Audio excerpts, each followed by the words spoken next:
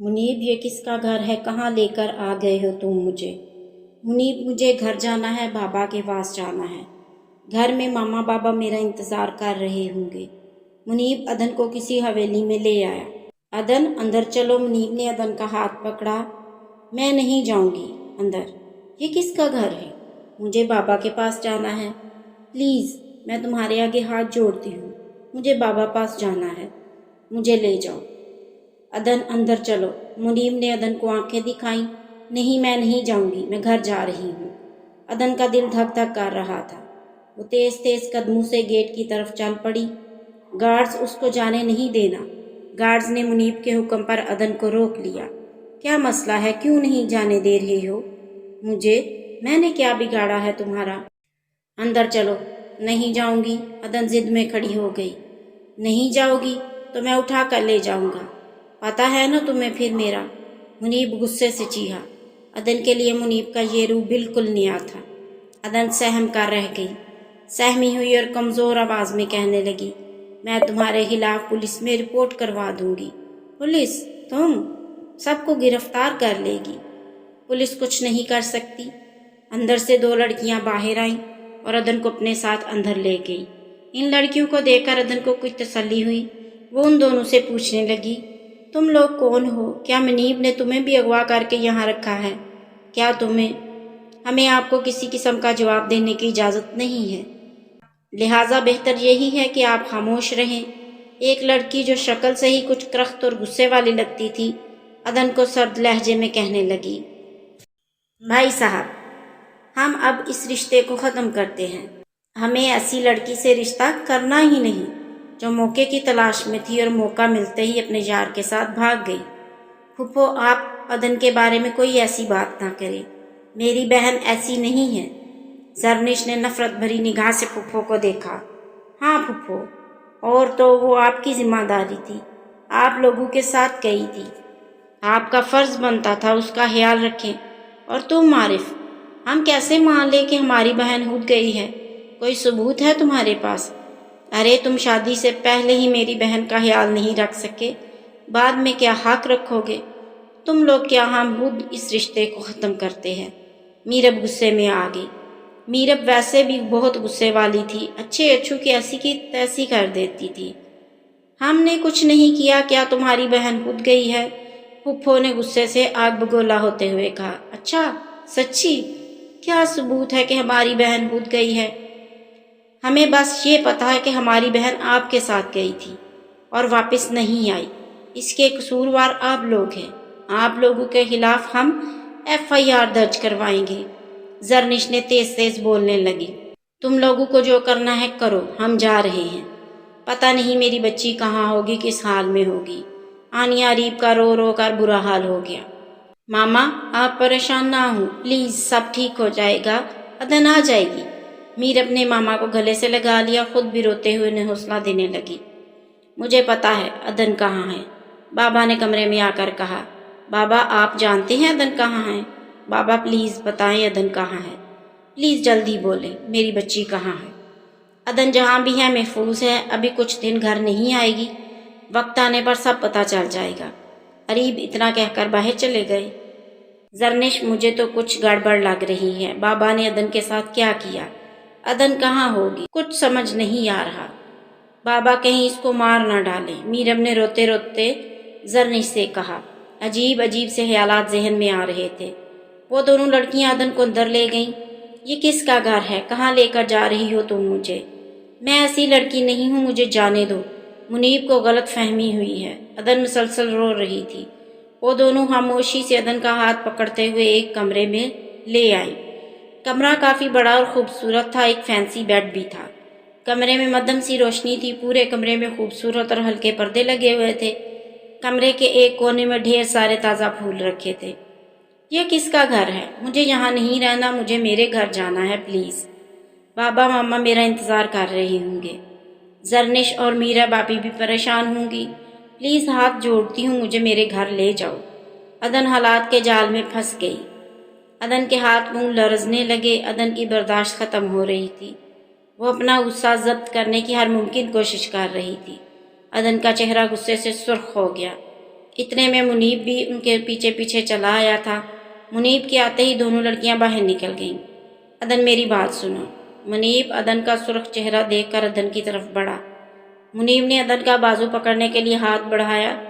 عدن نے غصے سے ہاتھ جھٹک دیا اور منیب کو گریبان سے پکڑ کر زور زور سے جھنجھوڑنے لگی۔ تم ہو کون؟ سمجھتے کیا ہو خود کو؟ مجھے اغوا کر کے کیا ثابت کرنا چاہتے ہو؟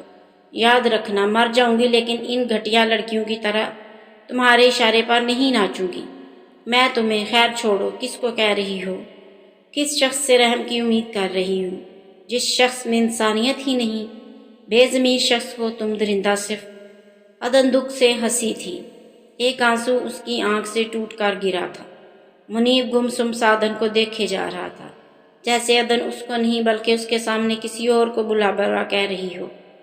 منیب نے اس کی آنکھ سے نکلنے والے آنسو کو اپنے ہاتھوں سے صاف کیا اور بس اتنا کہا، تم اب یہیں رہو گی؟ کسی بھی چیز کی ضرورت ہو تو بیل بجا دینا، اور کھانے پینے کی سب چیزیں فریج میں موجود ہیں۔ منیب نے سائیڈ پر رکھے فریج کی طرف اشارہ کرتے ہوئے کہا۔ عدن نے ڈھال سی ہو کر بیڈ پر بیٹھ کے ہی اس کا حلق چیخنے اور رونے کی شدت سے خشک ہو گیا تھا۔ عدن کی حالت دیکھ کر منیب کو تکلیف ہوئی تھی۔ وہ اگر عدن کو کچھ بتاتا بھی تو عدن اس پوزیشن میں ہی نہیں تھی کہ وہ منیب کی بات کا اعتبار کرتی۔ منیب کا دل کر رہا تھا کہ وہ عدن کے پاس ہی رہ جائے، اس کے سارے آنسو سارے دکھ سمیٹ لے، اسے سچائی بتا دے، اسے بتا دے کہ وہ اس سے عشق کرنے لگا ہے، وہ اس کو کھونا نہیں چاہتا۔ عدن اس سے بدگمان نہ ہو لیکن وہ مجبور تھا۔ اس دنیا میں اربوں لوگ ہیں، لیکن ایک ہی شخص دل کو اتنا اچھا کیوں لگ جاتا ہے کہ اس کے بغیر جینے کا تصور ہی سانسیں روکنے لگتا ہے؟ آخر کیوں؟ منیب کی نگاہوں میں چھپا درد عدن کو نظر نہیں آیا تھا۔ منیب نے پہلی بار عدن کی آنکھوں میں اپنے لیے شدید نفرت دیکھی۔ منیب سے برداشت نہیں ہو رہا تھا، وہ تھک کر واپس لوٹ گیا تھا۔ میری زندگی میں پہلی بار اس کی دھڑکنیں بے ترتیب ہوئی تھی۔ کیا تھا عدن میں ایسا کہ وہ اس کے سامنے ہار جاتا تھا، اپنی ذات کو بھولنے لگتا تھا؟ عدن کا آنسوں سے تر چہرہ اس کے اندر کی دنیا کو تباہ کر گیا تھا۔ وہ تھکے تھکے قدموں سے عدن کے کمرے سے باہر نکل گیا تھا۔ عدن کی نفرت بھی جائز تھی۔ دوسری بار بھی عدن سب کی نظروں میں گر گئی تھی۔ دوسری بار بھی عدن کی کوئی غلطی نہیں تھی۔ عدن میں ہمت نہیں تھی کہ وہ گھر والوں کا سامنا کرتی۔ عدن ایک بار پھر ٹوٹ کر بکھر گئی تھی۔ اس کا دل کر رہا تھا زمین پھٹ جائے اور وہ اس میں دفن ہو جائے۔ یا اللہ، کہاں پھنس گئی ہوں میں؟ کیوں؟ آخر کیوں؟ ہر بار میرے ساتھ ایسا کیوں ہوتا ہے؟ ہر بار مجھے بنا کسی غلطی کی سزا کیوں ملتی ہے؟ عدن کھڑکی کے سامنے کھڑی باہر لان کو دیکھتے دیکھتے سوچ رہی تھی اور اپنے بہتے آنسو کو صاف کر رہی تھی۔ میڈم، آپ کو سر منیب بلا رہے ہیں ناشتے کے لیے۔ اتنے میں ایک لڑکی نے کمرے میں آ کر عدن کو کہا، جا کر کہہ دو اپنے سر کو مجھے کچھ نہیں کھانا۔ عجیب درندہ صرف انسان ہے، پہلے مجھے کڈنیپ کر لیا، اب ناشتہ کرنے کو کہہ رہا ہے۔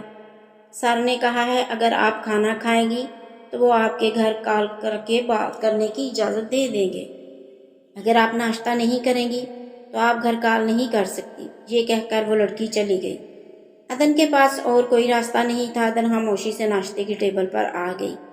عدن کی آنکھوں کے گرد ہلکے پڑ گئے تھے، وہ پہلے سے بھی زیادہ کمزور اور زرد دکھائی دے رہی تھی۔ منیب عدن کو اس حال میں دیکھ کر جس کرب سے گزر رہا تھا، عدن ان سب سے بے خبر تھی۔ وہ عدن کو سچ بتانا چاہتا تھا پر مجبور تھا، وہ کچھ نہیں کر سکتا تھا۔ عدن نے غصے اور نفرت سے منیب کی جانب دیکھا، غصے سے چیئر گھسیٹی اور بیٹھ گئی۔ کھا تو وہ پہلے ہی برائے نام رہا تھا۔ عدن کے آتے ہی منیب نے کھانے سے ہاتھ روک لیا تھا۔ ناشتے کی ٹیبل پر وہ دو لڑکیاں بھی موجود تھیں جو عدن کو روم میں چھوڑ کے آئی تھیں۔ منیب نے ان میں سے ایک کو مخاطب کرتے ہوئے کہا، آپ کو پتہ ہے رابعہ، جو شخص غصے کی کیمسٹری کو سمجھتا ہے وہ بڑی آسانی سے غصہ کنٹرول کر سکتا ہے۔ سر، غصے کی کیمسٹری کیا ہے؟ رابعہ نے حیرانگی سے پوچھا۔ ہمارے اندر 16 کیمیکلز ہیں، یہ کیمیکلز ہمارے جذبات، ہمارے ایموشن بناتے ہیں، ہمارے ایموشن ہمارے موڈز طے کرتے ہیں اور یہ موڈز ہماری پرسنالٹی بناتے ہیں۔ ہمارے ہر ایموشن کا دورانیہ 12 منٹ ہوتا ہے۔ وہ کیسے سر؟ مثلاً غصہ ایک جذبہ ہے، یہ جذبہ کیمیکل ری ایکشن سے پیدا ہوتا ہے۔ مثلاً ہمارے جسم نے انسولین نہیں بنائی، یا یہ ضرورت سے کم تھی، ہم نے ضرورت سے زیادہ نمک کھا لیا، ہماری نیند پوری نہیں ہوئی یا پھر ہم خالی پیٹ گھر سے باہر آ گئے، ہمارے اندر کیمیکل ری ایکشن پیدا ہوگا۔ یہ ری ایکشن ہمارا بلڈ پریشر بڑھا دے گا اور یہ بلڈ پریشر ہمارے اندر غصے کے جذبے کو پیدا کر دے گا۔ ہم بھڑک اٹھیں گے، لیکن ہماری یہ بھڑکن صرف 12 منٹ طویل ہوگی۔ ہمارا جسم 12 منٹ بعد غصے کو بجھانے والے کیمیکل پیدا کر دے گا اور یوں ہم اگلے 15 منٹوں میں کول ڈاؤن ہو جائیں گے۔ واہ گریٹ، رابعہ بولی۔ عدن نے زور سے پانی کا گلاس ٹیبل پر رکھا اور منیب سے مخاطب ہوئی، سر میں نے ناشتہ کر لیا ہے، اب وعدے کے مطابق آپ کو میری بات میری فیملی سے کروانی ہوگی۔ میں تو سر نہیں ہوں، تم مجھے سر کیوں بلا رہی ہو؟ منیب کو عدن کے سر ہلانے پر حیرت ہوئی۔ آپ کو لگتا ہے منیب سر، عدن نے طنزیہ لہجے میں کہا، آپ مجھے کڈنیپ کر لیں گے جس طرح ان لڑکیوں کو کیا، پھر میں آپ کی غلامی کروں گی، سوچ ہے تمہاری۔ او سوری منیب سر، عدن نے کبھی جھکنا نہیں سیکھا۔